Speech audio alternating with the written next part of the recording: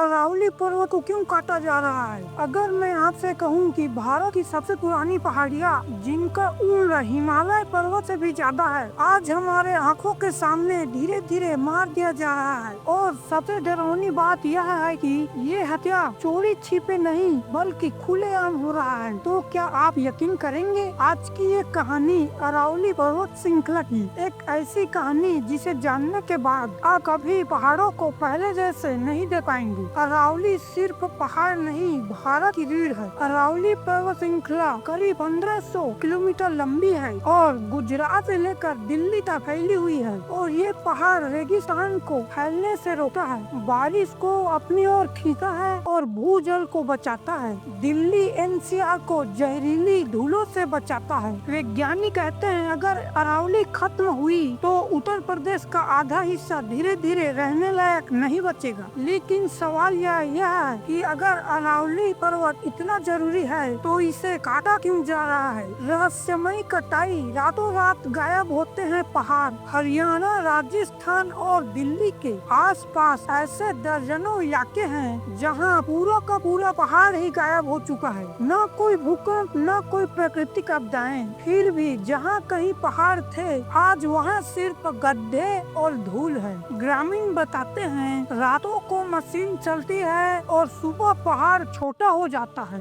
ये कोई कहानी नहीं, यह एक हकीकत है। इसका कारण है पत्थर, सीमेंट और अरबों का खेल। अरावली का पत्थर और सीमेंट बनने में, सड़क, माल हाईवा बनने में इस्तेमाल होता है। ये पहाड़ करोड़ों रुपया का कच्चा माल, और जहाँ करोड़ों का खेल हो रहा है और वहाँ कानून अक्सर कमजोर पड़ जाता है। तो दोस्तों, लाइक और सब्सक्राइब जरूर करना। एक वीडियो बनाने में बहुत मेहनत लगता है दोस्तों। कागजों में जंगल, जमीन पर खदान, कई जगहों पर अरावली को वन भूमि घोषित किया गया है, लेकिन कागजों में जंगल है, जमीन पर खनन चल रहा है। कैसे नक्शे बदले जाते हैं और जमीन को बंजर घोषित कर दिया जाता है। फिर आती है बड़ी बड़ी मशीनें और सब कुछ कानूनी दिखता है, लेकिन सच्चाई कुछ और होती है।